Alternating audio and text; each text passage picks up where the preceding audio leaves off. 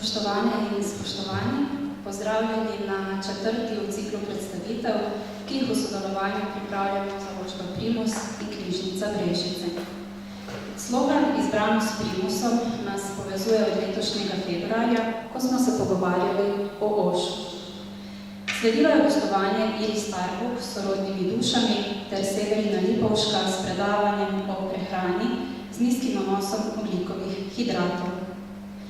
Današnje predavanje, zadnje v spomladanskem delu, pa bo namenjeno ozaveščanju prepričanj, ki nas omejujejo in uničujejo naše odnose. Mirela Smajec-Zuber bo spregovorila o uspešnicah Štirje dogovori in Mojstrstvo ljubezni, tolteškem izročilu Dona Miguela Ruiza. Preden začnemo, pa naj se še zahvalim tebi, Mirela, tvojim sodelavcem in seveda tudi vodstvu založbe Primus za sedanje in tudi za naša nadaljnja sodelovanja. Namreč nov nabor dogodkov pripravljamo že septembra in o podrobnostih vas bomo seveda sproti obveščali. Vabljeni že sedaj, jaz pa besedo predajam Mireli in predlagam, da kar začnemo, da spoznamo te starodavne modrosti. Izvolite. Imam v redu zvok, ok, srečno. Torej, lepo pozdravljeni še v mojem imenu. Na današnji predstavitvi Don Miguela Ruiza, avtorja svetovne uspešnice Štirje dogovori. On je sicer avtor tudi drugih uspešnic, med drugim Mojstrstvo ljubezni, Peti dogovor, Glas znanja, Tolteška umetnost življenja in smrti in mnogih drugih. A poznate že Tolteke? Ste mogoče obiskali kakšno tolteško starodavno mesto? To ne. Ste brali Castanedo? Okay. Torej, danes imam prezentacijo, sem se posodobila. Tolteke so pred več kot 1000 leti po vsej Južni Ameriki imenovali ženske in moške znanja. Antropologi jih imenujejo, ki so še danes ljudstvo ali pa rasa, ampak dejansko so Tolteki predvsem znanstveniki in pa umetniki, ki so svojo družbo zasnovali tako, da so ohranjali in pa razvijali in posodabljali v bistvu znanje in pa prakso svojih prednikov iz bogate tolteške zakladice. Učitelji na hvali, tako jih imenuje, in pa učenci so torej se zbrali v tem svetem mestu Teotihuacan, to je starodavno mesto piramid v bližini današnjega Mexico Cityja.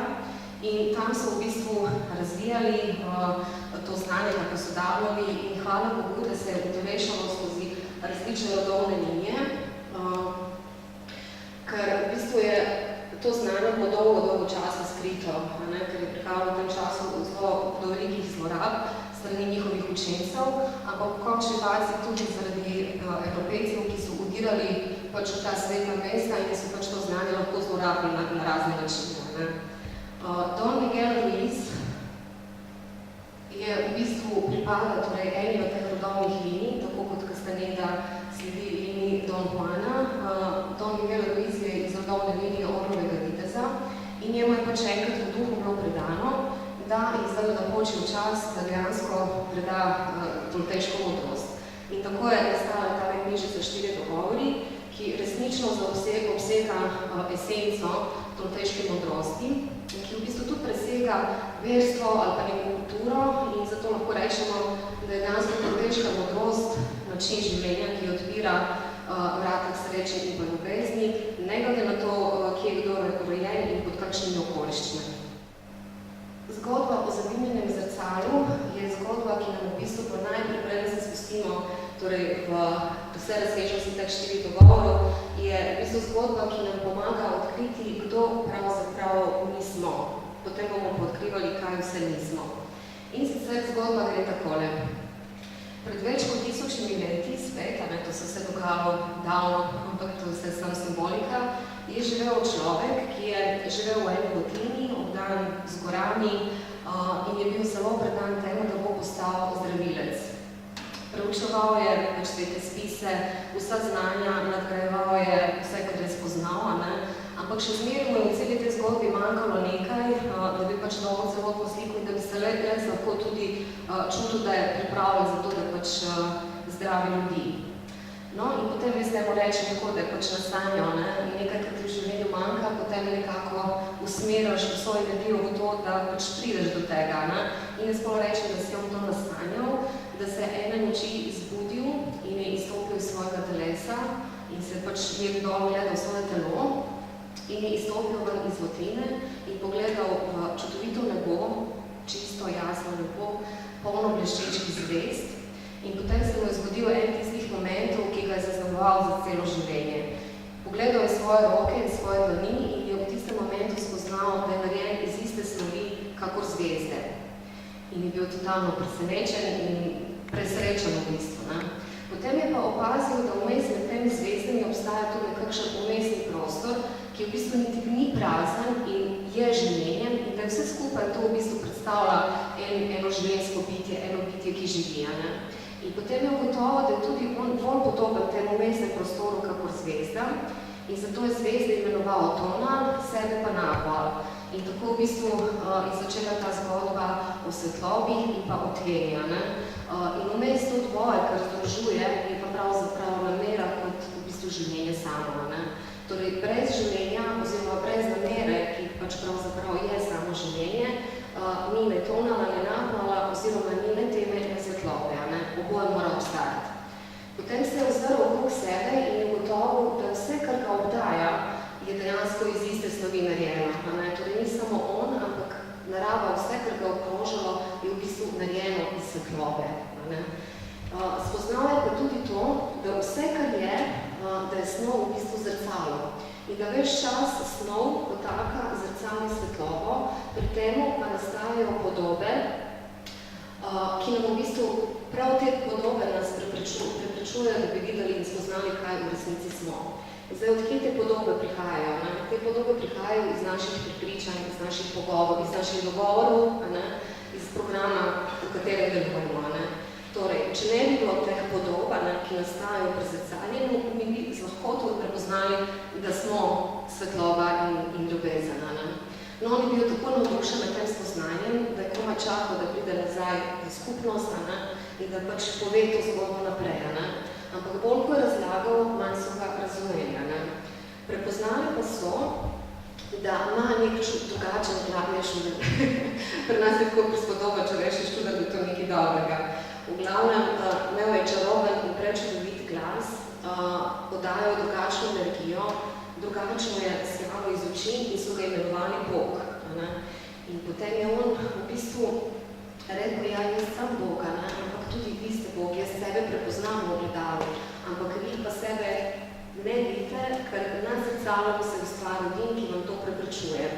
In v tistem momentu je dejansko spoznal, da bolj, ko se bo odmikal od tega izkustva, ki ga je doživel, ki ga je pač zaznamoval, manj bo imel stika s temi spoznanji in zato se je odločil, da se bo imenoval Zedinjeno zrcalo, kot pač en opomin na to, kdo v resnici je in kaj mu preprečuje, da bi to videl. Torej, zgodbo o Zedinjenem zrcalu pravzaprav govori, da mi smo v resnici čista ljubezen, mi smo zvezde, mi smo umestni, mi smo vse, kar je, iz istega smo narejeni in potem smo v bistvu celoviti in povezani vsi. Ampak podobe, ki pa pri tem nastajajo, ki jih mi ustvarjamo kot sanjavci, so tiste, kar nam to preprečujejo. No, in iz te zgodbe, kdo smo, gremo na zgodbe, kaj nismo. In sicer, pred našim rojstvom in mnogo časa še pred našim rojstvom so ljudje sanjali. V bistvu sanjanje kot proces, mogoče najprej to, da povem, mi ves čas sanjamo, tudi zdaj ta hip sanjamo. Edina razlika v tem, da ko sanjamo po noči, takrat so naši možgani takrat spijo in takrat v teh sanjah ne obstaja dimenzija časa in prostora in je čisto vse možno. In zato mi z lahkoto rečemo, to so sanje, ker tam je vse možno. Ko pa sanjamo pri budnih možganih, torej zdaj, recimo v tem trenutku, ker pač smo ujeti v snov in doživljamo čas in prostor kot dve dimenziji, ki definirata to snov, potem v bistvu rečemo, da to je resničnost, ampak ni resničnost. V bistvu so samo sanje, ki jih mi proizvajamo na podlagi programa, ki je noter v nas pač vseljen. To se pravi, da sanjamo, da ves čas. No, in zdaj so ene druge sanje, tukaj, ki imajo zelo pomembno in veliko vlogo v tem, kako se potem odigrajo kakšno vlogo imajo v našem življenju. Torej, pred našim rojstvom in še veliko časa nazaj so ljudje ravno tako sanjali. Sanjalo se torej v posameznika, ožjega kroga družine, širšega kroga družine, skupnosti, kraja, mesta, države, celine, celega planeta. In zdaj si predstavljajte, koliko je to enih sanj od začetka obstoja pa do danes. In vse te sanje, ki so jih nasanjali ljudi v tem času, rečemo planetarne ali pa kolektivne sanje. Mogoče ste že slišali za to besedno zvez, kolektivna zavest, kolektivne sanje in tako naprej. No, to je to. Torej, to je skupek vseh sanj, vseh ljudi, ki so kdajkoli obstali, vsa ta energija, veste, ker tudi misel je energija, obstaja nekje v enem od prostorov, ki ga mi z našimi očmi ne vidimo, ampak energetsko se pa to lahko občuti. In da je temu tako, občutimo tudi v bistvu skozi snovno življenje, kajti te planetarne sanje, ki so tudi zunanje sanje, so izven nas, so pravzaprav polne strahov, izhajajo v osnovi strahov. Torej, tam noter v teh planetarnih sanjah je ogromno ene bolečine, trpljenja, krivde, vsega, kar pač lahko strah ustvarja. In glede na to, da so se te sanje skozi ves ta čas kopičile ena na drugo, so postale res močne in goste in v bistvu se pač iščejo način, da se nekje utelesijo, so se začele mešati z našimi osebnimi sanjami. Zdaj, kaj so naše osebne sanje? Osebne sanje so tiste sanje, ki so znotraj vsakega človeka, ki jih vsak človek sposoben sanjati, ampak enostavno nismo na njih navajeni, zaradi tega, ker mogoče nismo vedeli, da lahko sanjamo lastne sanje. In te osebne sanje bi morale, naj bi bile povezane s tem, da v bistvu vse, kar počnemo, delujemo, razmišljamo, govorimo v skladu z našo resnico, v skladu z ljubeznijo. Torej, zaradi pritiska teh planetarnih zunanjih sanj, ki so se prepletle in nas prepričale, da so to naše sanje, v bistvu je nažalost veliko enega trpljenja in bolečine zaradi tega, ker mi v bistvu prevzemamo od zunaj stvari, ki so nam usiljene in živimo to življenje. Medtem ko naše lastne sanje smo pač čisto potaptali, oziroma niti ne poznamo, mogoče na kakšen način bi jih lahko izražali. No in zakaj je temu tako? Namreč, že ko smo malo mehni otroci, in najprej mama, potem oče kot starši, otrokom v bistvu, ne bom rekla vsilujem, ampak predajajo pač neka pravila, vse to je pač normalno, zdaj nič ne krivimo nobenega, ampak kaj samo opazujemo situacijo, kako se stvari dogajajo. Torej, najprej je mama in pa oče so tisti, ki nam pač nas učijo določenih pravil, kako naj se obnašamo, kaj naj počnemo in tako naprej. In s tem se v bistvu začne proces udomačevanja, ki ni nič drugačen od udomačevanja hišnih ljubljenčkov, ampak dejansko gre za to, da nas seznanjajo ves čas z nekimi pravili, v skladu s katerih se moramo obnašati in delovati. In to programiranje ali pa udomačevanje se potem torej od staršev prenese na druge člane družine, potem v vrtcu, vzgojitelji v šolah, potem kasneje, tudi ko smo v službi, delodajalec, torej vedno je nekdo z neko avtoriteto nad nami, ki nam dejansko vedno vsiljuje neka pravila, mi pa v bistvu programirani delujemo v skladu s tem, ne da bi preverjali, koliko te stvari dejansko vibrirajo z nami, ali so v skladu z našim osebnim krepenjenjem ali pa sanjami.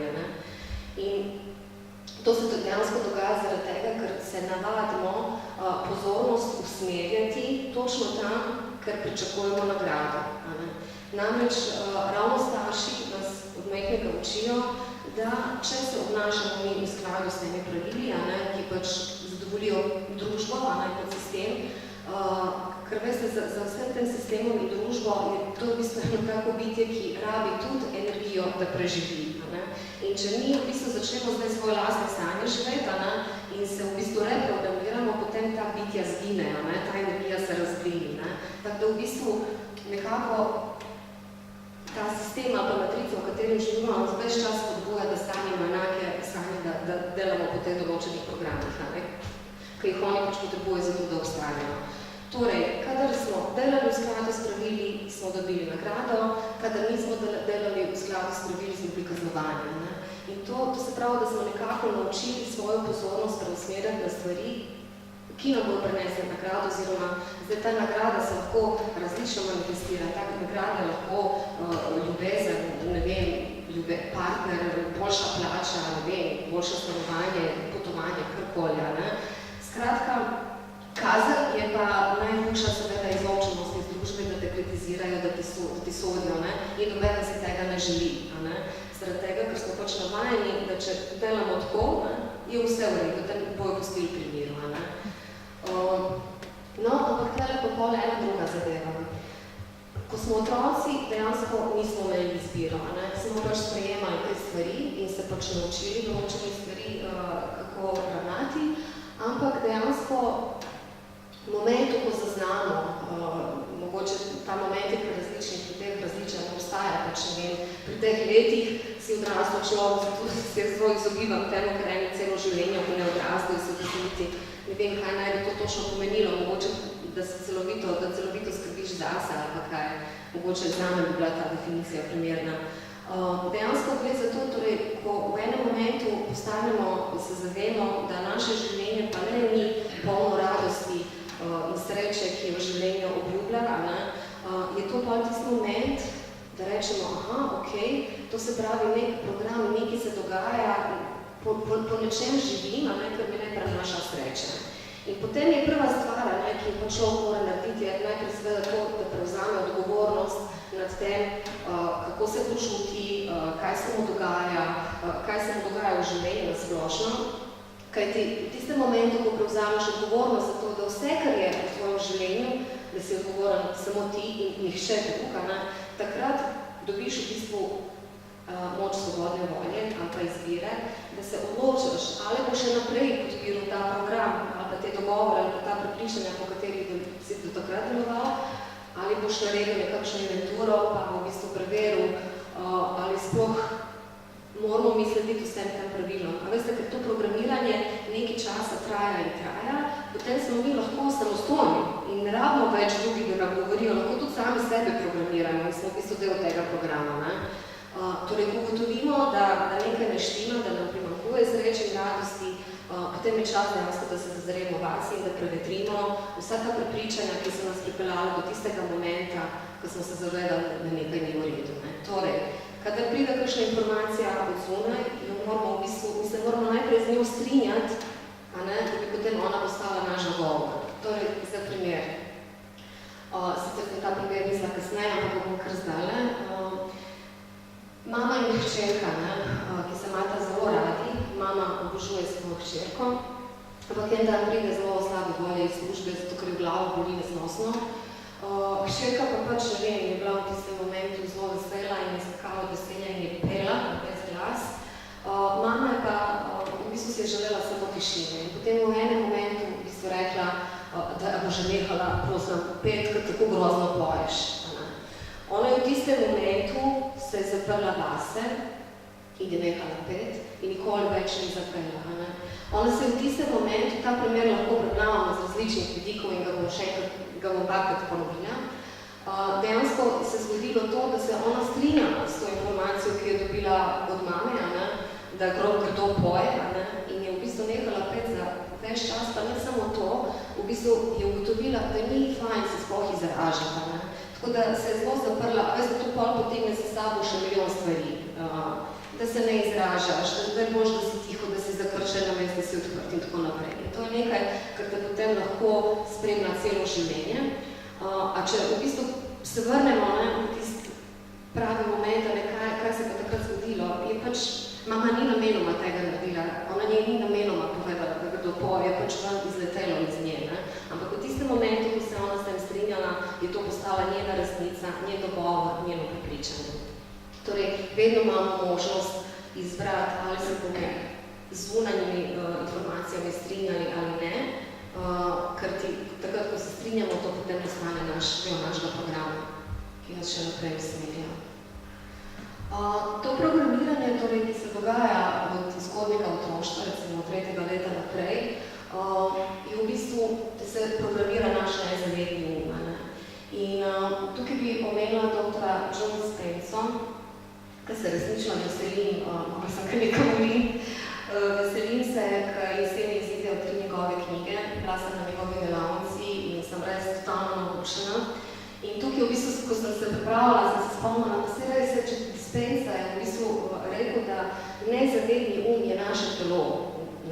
Kajti izkustvo, ki ga pač doživimo, se zgodi v telesu. In takrat, ko se telesu zgodi neko izkustvo, ga ono sprejme kot program. In bo potem to telo, naš nezavedni nas bo ves čas silno k temu, da počnemo stvari, ki so v skladu s tem programom. Ker to je pač ta cona obdobja. Za primer, pridemo iz službe, totalno zmatrani, pojemo in se uležemo na kavč in ne moramo nič več. Mi sicer razmišljamo stvari v glavi, kaj bo še vse, ampak telo, se veste, kako je fino na kavču, pa ti govori, da je nehino, da je se raje malo spočino, kaj boš da. Slišimo skratka glasove, ki jih telo naše proizvaja, naš nezavedni zato da ostanemo tam na kavču in da se ne zganimo. Vemo, zdaj to, da smo na kavču, nima veze, lahko bi bili kjerkoli, gre za to, da smo pač pasivni, da ne delujemo. To se pravi, telo je tisto, ki nas v bistvu spodbuja, da vse, kar naredimo, da je v skladu s tem programom, ki se ga je ono zapomnilo. Tako da dejansko je tukaj je potrebna zelo velika moč volje, da se vzdignemo na telo in to je tudi Dispenza zelo dobro slikovito opisal, kar je rekel, da do telesa se moramo obnašati kot do živalina. In on ima konje in je pač, ne vem, dolgo časa ga ni bilo in potem je, ne vem, pršel in je zajavil konja in seveda, konj ga ni imel vsak dan na sebi in bi tako odbel pogledal, kaj pa ti zdaj hočeš, ko greva kar, ampak v bistvu je on potem zategnil tiste ožin in rekel stej, torej dejansko je krotil konje in da mi tudi v bistvu moramo na nek način krotiti svoje telo in se vzdigati nad njega in da v bistvu mu reči, ok. To je tudi, recimo, takrat, kadar nas sili, da jemo, ko vemo, da v bistvu nismo lačni, da smo že jedli, takrat je ta volja, lahko pride na plan in reče, jedo si prej, ne rabaš nekaj drugega in ne boš nekaj zdaj usmeriti. Na tak način, da recimo lahko peljati pogovor med sabo pa med telesom pa našim nezavednim umom. Torej, vsa ta prepričanja, ki prihajajo iz teh programov, dejansko postanejo nekakšen zakonik ali pa nekakšen skupek pravila, ki pač obvlada naš In glede na to, da v se rojeva ogromno enih glasov in je cel kaos tam noter, eni so malo bolj glasni, eni malo bolj močni in potem glede na to se nam dogajajo tudi zanimive stvari, recimo, kaj se rodi v Dva najhujša bitja, ki energetsko obstajata v našem sta notranji sodnik in žrtev. Žrtev poznamo, žrtev je pač tisto bitje, ki pač nima nobene moči, da bi karkoli spremenilo v svojem življenju, ki je obsojeno na trpljenje, ki išče druge žrtve, da se pogovarja o tem trpljenju in bolečini, da se to še bolj krepi, da se potem lahko to energijo izmenjujejo med sabo in ohranjajo pri življenju žrtev, a veste, ker če se ne pogovarjaš o tem, če ne deluješ v tej smeri, potem žrtev ne more preživeti. Mi pa imamo ta program in ga rabimo biti žrtev, ker smo navajeni v ta program. In žrtve ponovadi v tistem imajo zelo močen zid okrog sebi in ne pustijo nobenega, da bi zrušil ta zid in mu rekel, da je vse ok, da pa vedno ni treba, da je žrtev, ker pač on hoče ostati v tem programu. In drugo bitje, ki ima zelo močen vpliv, je pa notranji sodnik. Notranji sodnik kot najhujše oblike sodnik, kajti vse v življenju, kar se zgodi, če se zgodi napaka, za napako se enkrat kaznuje in potem gre življenje naprej. Se iz nje nekaj naučimo, ne vem, če sploh lahko rečemo, da sploh obstaja ta zva kot napaka. Vse je z namenom, vse se zgodi zato, da nas preusmeri, kam moramo zdaj od te točke naprej iti, če znamo to prepoznati. Torej, notranji sodnik je pa tiste vrste sodnik, ki, ko naredimo napako, nas kaznuje, pa ne samo takrat, ampak čisto vsakič, ko se spomnimo na to napako. In kaznuje nas na ta način, da nam vzbuja čustva, kot so neumen si, nisi sposoben, a sem ti rekel, da ne boš zmogel, in to so bolj ta čustva, pa čustveni strup, ki se preliva po naših žilah in v bistvu nas dela nesreče. Skratka, človeški je en sam privid, ali pa maja slepilo, in ne bi smeli mu preveč verjeti. Veste, tudi vse, kar se porodi, je v bistvu del nekega programa, ni se treba vezati ali pa oklepati, ne treba spuščati stvari. In kakršnekoli predstave v zvezi s tem, kdo smo mi, če bi se hoteli definirati, je spet slepilo. Kajti na začetku smo ugotovili, da izhajamo vedno iz tega, iz te celovitosti, da smo v bistvu prišli z neko namero. Namera življenja nas je sem postavila, pa ne zato, da bi se valjali v bolečini in potrpljenju, ampak da bi pač izrazili svoje najvišje potenciale. In zato se pač treba osvoboditi tega slepila.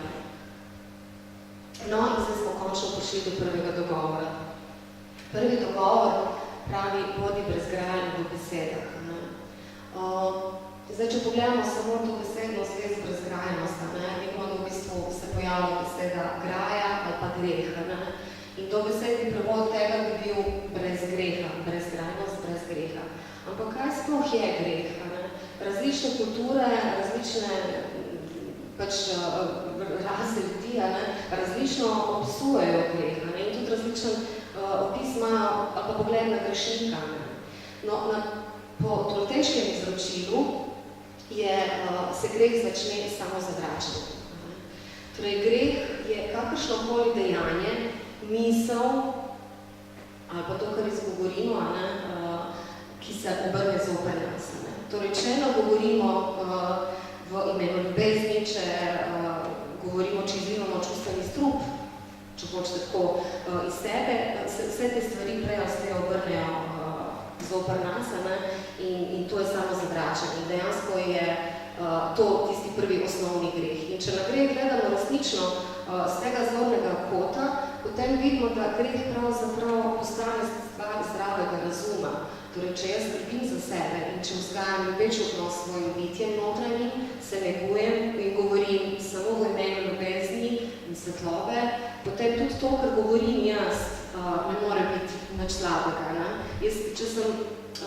Če se dobro počutim v svoji koži, če živim svoje sanje, potem ne more iz mene prijeti žalivka na drugega ali pa da bi nekoga prizadela namenoma kakorkoli. Tako da dejansko je torej greh vse tisto, kar ni v skladu z ljubeznijo do sebe. Tolteki imajo tudi zelo zanimiv pogled na to,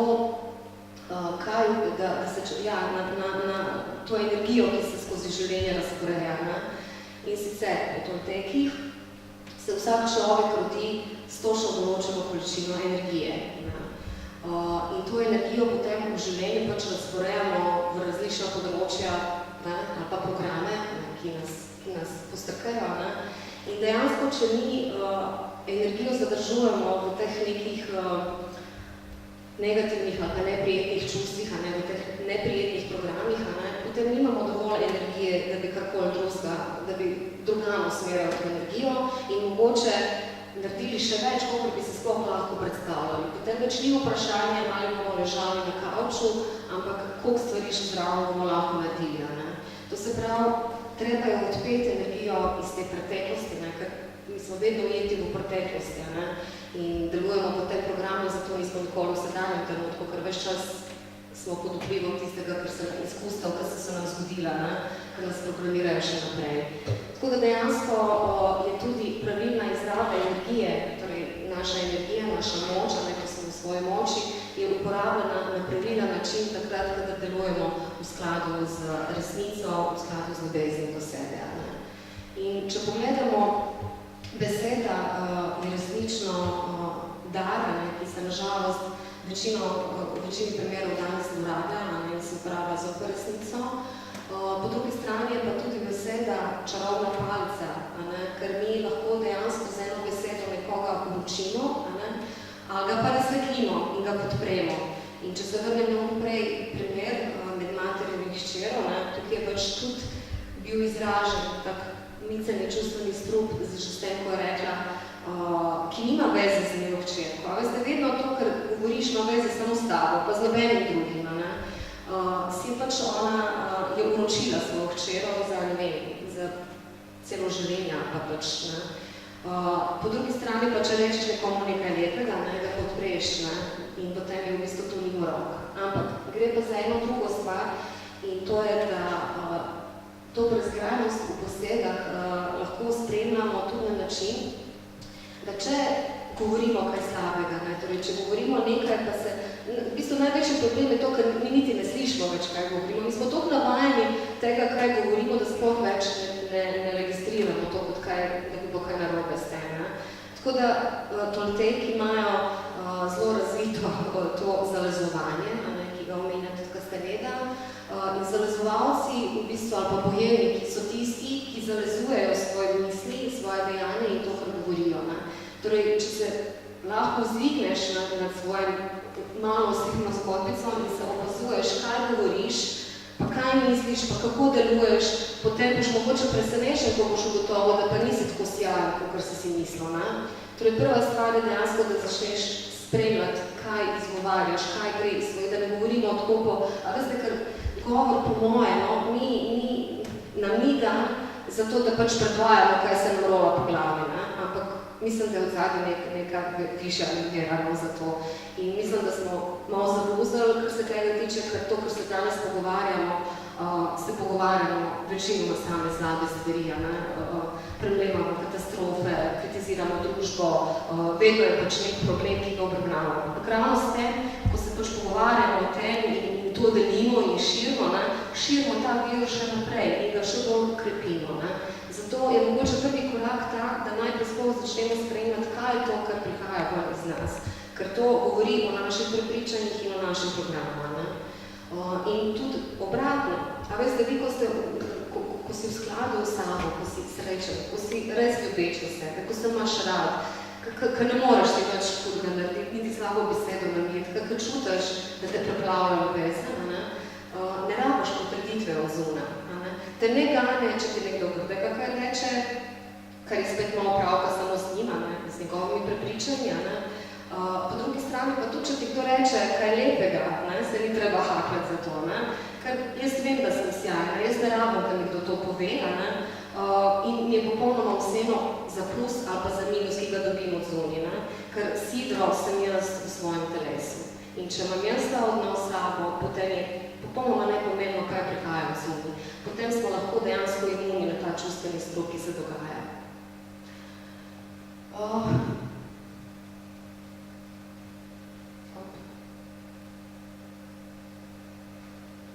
Ničesar ne jemlje osebno. Prvi dogovor je v bistvu resnično zelo pomemben in nas na več načinov uči v bistvu tem, da prepoznamo, kaj govorimo in da potem to popravimo in ko bomo govorili lepe stvari, lepo misli, potem bomo lahko brezgrajeni. Ampak tudi trije drugi pravzaprav nekako izhajajo iz tega. In ničesar ne jemlje osebno, v bistvu je mišljeno prav dobesedno.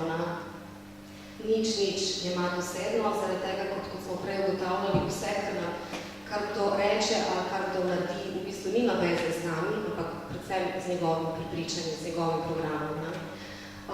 Po drugi strani pa, veste, če jemljamo stvari osebno, mogoče nismo še odpredno na tak način razmišljali, postavljamo sebe v središče dogajanja. In mislimo, da vsi, kdorkoli kaj reče, naredi, da to ima veze z nami. In v bistvu predvidevamo, da je naš svet tako njegov svet in da vse, kar je povezano z nami. In to dejansko potem najvišji izraz sebičnosti kot taki. Tako da sebičnost je povezana s tem, da jemljamo stvari osebno, čeprav mogoče se ne zdi tako. Poleg tega, kadar jemljamo stvari osebno, smo tudi kar naprej nekim žaljem. V bistvu ves čas imamo potrebu, da bi branili svoj prav, da bi zaščitili svojo resnico, da bi drugim dokazali, da nimajo prav, vsemi drugim solimo pamet in ogromno energije tukaj v bistvu porabimo, da to vzdržujemo. Veste, ker vse te programe je treba vzdrževati in vzdržujemo jih ne z hrano iz špara ali pa z tržnice ali kakorkoli, ampak z energijo pozornosti, ki jo namenjamo. Skratka, zgodba o metodah je pa zgodbica, ki v bistvu govori o teh različnih glasovih, ki jih lahko pač spuščamo v svoje življenje. Najprej glas, včasih slišimo kakšen glas, ki prihaja iz druge sfere.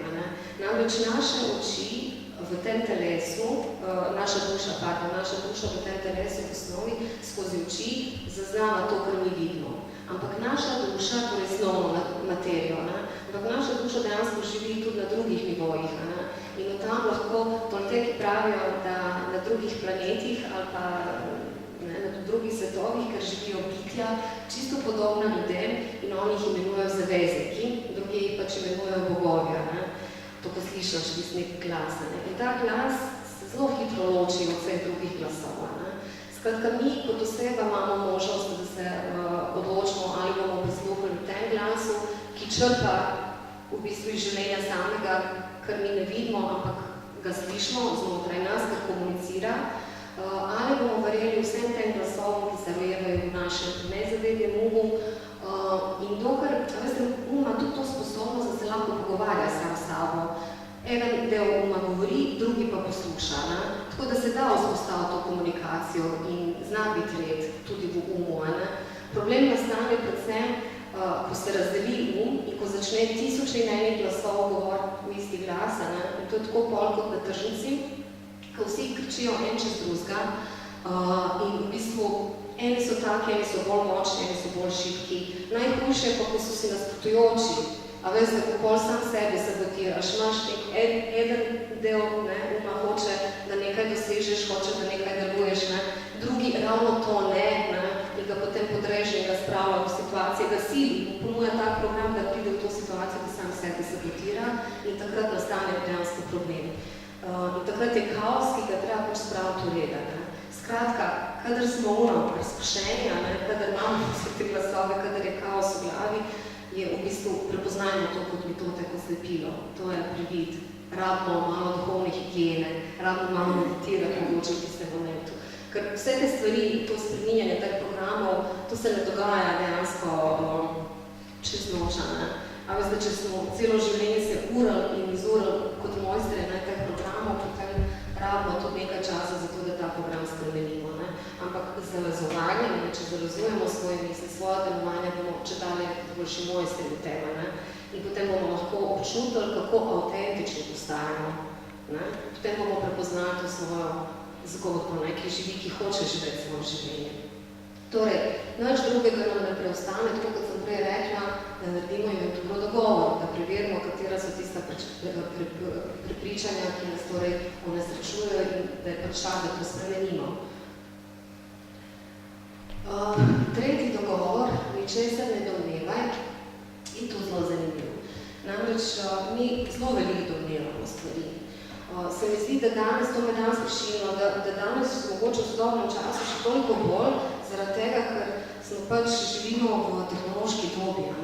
In ta socialna omrežja, ki sicer imajo svoj namen, se odvija, torej komuniciramo virtualno z ljudmi in potem vse sorte tako pričaramo kakšne zgodbe. Oni lajko to, oni komentiral to in si pa naredimo predstavljate, kakšen je kakšno in vsem skupaj. Če izhajamo že iz tega, recimo, ne vem, da gremo, to sem jaz, recimo, tudi, ko sem bila še najstnica, greš po ulici, ampak takrat je bilo to lušno sanjati, zaradi tega, ker si pač najstnik, da si lahko dovoliš. In greš tako pač ven, in se sprehajaš in potem pride eden moški nasproti in pač v tistem momentu je pač dobre volje in se ti nasmehne ali te pa celo pozdravi in potem ti greš naprej, tako kao v vsemi nebesih si in si celo zgodbo napleteš okrog te osebe, kako boš, ne vem, kako to uslovna ljubezen, kako bo zdaj v tebe poklicu, kako se boš poročil v hišo obstajanje, vse živo. Skratka, mi domnevamo tudi o ljudeh, ki jih sploh ne poznamo, ko jih prvič srečamo, ko grejo mimo, že tle se začne. Potem domnevamo tudi o drugih ljudeh na podlagi tega, kaj nam govorijo. To se pravi, ne vem, recimo v šoli je to bolj popularno, oni rekel, da je ta učitelj zelo stroga. In potem se to tako kot virus razširi po celi šoli. In potem, da nobeden drug več ne mora obravnavati drugače kot enega zelo strogega učitelja, ki ima ne vem kaj. In v bistvu zelo omejimo spet sebe v doživljanju, v interakciji s to osebo. Skratka, domnevamo tudi o partnerju, da on pozna naše potrebe, da točno ve, kaj si mi mislimo in potrebujemo in če nam tega ne uresnič, potem je to zelo slab partner. To se pravi, mi več čas nekaj domnevamo, namesto da bi spraševali. Ne? Ker če vprašamo, potem dobimo odgovor in potem se odnos lahko zjasni. Ampak ne vem, zakaj je tako težko vprašati, raje sklepati, raje ustvarjati neke filme in scenarije, ki so mogoče bolj v skladu z našimi pognanji. Mogoče zaradi tega, mogoče informacija, ki jo dobimo, ne bi bila v skladu s programom, ki si ga tako trudimo ohraniti, ne, pa bi nas to malo vrglistira, ali pa kakorkoli.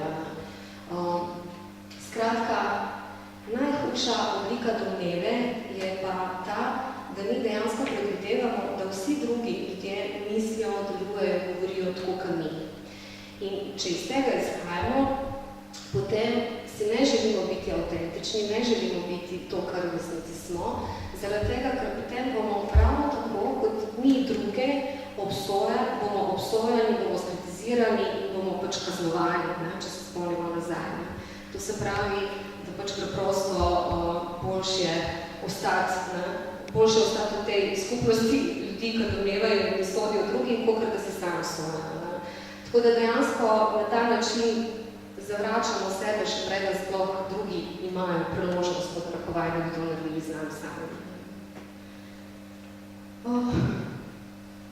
Torej, ne domnevno spraševati, čim več spraševati. No in četrti dogovor, vedno daje vse od sebe, tako kot da otroka poskuša plezati na drevo. Jaz vem, moja dve punčki navedena je zelo tako športna in se zelo hitro spleza na drevo, ta druga pa nikak na drevo in se ful madra, tako res se trudi in vse živo, ampak ne gre. Jaz sem rekla tako, to samo se mi zdi, da otroci imajo to naravno sposobnost, da dajo prekašnjivjo, ampak kaj res vse od sebe. Ne? In to počnejo iz čiste radosti, brez kakršnega koli pričakovanja. Torej, vedno dati vse od sebe pomeni v bistvu, da v vsakem trenutku damo res samo toliko, kolikor lahko damo. Ker naša moč ni vedno enaka. Včasih, kadar smo zdravi, imamo sigurno več moči kot takrat, kadar nismo zdravi, kadar smo bolani. Ali pa mogoče zjutraj imamo več energije pa moči, kakor zvečer, ko smo utrujeni. Na koncu koncev tudi razpoloženje niha, tako da ne gre za to, koliko damo, ampak na kakšen način. Da v tistem momentu damo vse od sebe, da to znamo prepoznati, torej, da se ne izčrpamo, po drugi strani pa tudi, če ne naredimo dovolj, potem damo priložnost temu našemu notranjemu sodniku, da nam nalamo občutke krivde, kako se spet nič nisi naredil in tako naprej. To je spet polgrame za program. No in tle je pač ena taka lušna zgodba o učencu in transcendenci. Pred 3000 leti se je en človek odločil, da se bo razsvetil, da se bo vzvignil nad zemljsko trpljenje in je šel v budistični tempelj. In tam je pač poiskal učitelja in ga je vprašal, če bom jaz meditiral vsak dan 4 ure na dan, kdaj se bom razsvetlil? In potem je rekel učitelj, če boš 4 ure meditiral na dan, se boš razsvetlil v 10 letih.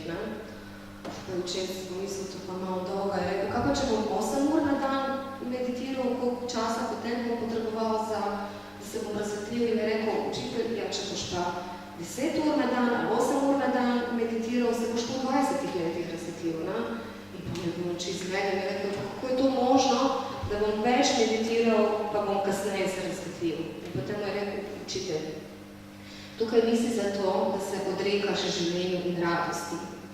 Tukaj si zato, dejansko, da živiš in da uživaš življenje in da se srečaš. Torej, če boš v 2 urah meditacije dal vse od sebe, pa boš kljub temu še 8 ur meditiral, si zgrešil smisel. To ti ne bo preneslo radosti. Po drugi strani, če boš pa meditiral 2 uri, 1 uro, pol ure na dan in boš potem užival in boš dal vse od sebe, potem postane popolnoma nepomembno, kako dolgo meditiraš. Ker to je smisel, da vsem, kar počnemo, uživamo, da najdemo pač priložnost, da vidimo, da prepoznamo tisto, kar nam prinese zadovoljstvo, pa vse srečo. Tukaj, recimo, v tem dogovoru je zelo pomemben tudi aspekt delovanja, ker to dati vse od sebe ne pomeni spet na kavču ležati in razmišljati, ampak delovati. Ker vse te misli, ki jih mi mislimo in se ne v telesju ali pa niso v neki akciji, so to mrtve misli. Torej, delovanje je ključnega pomena, ne? In je treba se spraviti, treba vstati iz tistega kavča, ne glede na to, koliko te vleče nazaj in bi vse dal samo še danes. Ampak to samo še danes traja leta in leta, to traja celo življenje, ne? In vedno bomo našli izgovor. Nikoli jim ne bo zmanjkalo, ker naš nezavedni rojeva in rojeva misli in tukaj smo varni, ni panike, da bo zmanjkalo, ne? In zato zelo dober primer Foresta Gumpa, ne vem, ste gledali ta film, odličen film, zelo navdihujoč in ga zelo priporočam, sem se spomnila. Dejansko, Forest Gump dejansko nikoli ni imel neke bajne, sjajne zamisli, ne? Ampak znal se lotiti dela, ne? In to, kar mu je prišlo na pamet, je on takoj šel, ne? Vse veste, ti smo meni, kad se odločil teči in je pol teko celo Ameriko preteklo, ne? To se pravi, v tem, kar je počel, je preprosto užival in je naredil stvar, ne? In zanimivo, da je bil vedno poplačen. Na način, da so ga vsi oboževali, vem, da se točno ne spomnim, ampak vem, da je vedno dobro vse, a nič ni pričakoval. Torej, počel je stvari preprosto zato, ker je pač v tem užival, ne?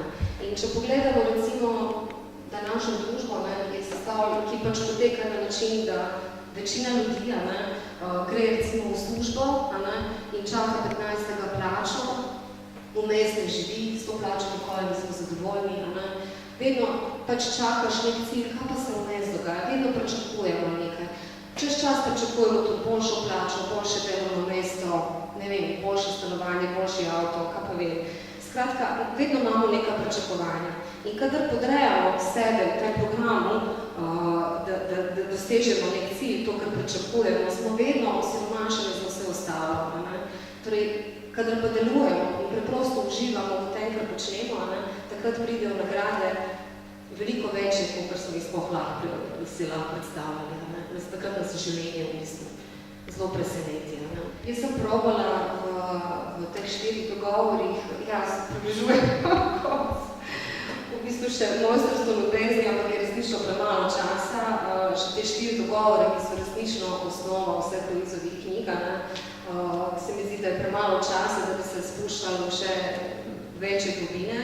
Ampak sem probala tudi tako elemente mojstrstva ljubezni noter vpeti, da bi malo dobili občutka, ker v končni fazi, če imamo mi ta odnos s sabo poštimana, če delujemo, če se držimo v teh 4 dogovorih, potem se nam vse v življenju poštima, oziroma če se trudimo in če delujemo v tej smeri, se izurimo potem tudi v ljubezni, kajti Don Miguel Ruiz pravi, da v ljubezni se je treba uriti, jo je treba vaditi, jo je treba prakticirati. Ni dovolj, da mi samo v sebi rečemo, jo Bog za nas ljubeča, da je to pokaž, da je to izraz, takrat se začne ta zgodba spreminjati. Tako da dejansko v mojstrstvu ljubezni bomo pol še septembra, ko mislim, da bo prvi dogodek v nadaljevanju Ruiza, s tem, da bo tlele zdaj bolj poudarek na ženski avtentični energiji in predstavljena bo knjiga mene zelo ljube avtorice Heather Ashe-Mare, Izurite se v božansko bojevnico, ki je bila tudi učenka Don Miguela Ruiza in bom potem spet skozi to zgodbo upela elemente mojstrstva ljubezni, tako da v bistvu dobite pač ta tako malo večji košček torteških modrosti. Drugače pa ne vem, jaz sem prinesla mojstrstvo ljubezni tudi karte, tako da boste lahko še izteka komplet, ki ste tudi lahko izbrali, pa boste imeli dvojno dozo navdihov, prijetnih misli. Tako, hvala lepa, jaz upam, da mi bo všeč, da boste našli kaj koristnega in da boste to krepili in da bomo potem naslednjič še bolj tudi tega odvirali. Hvala lepa.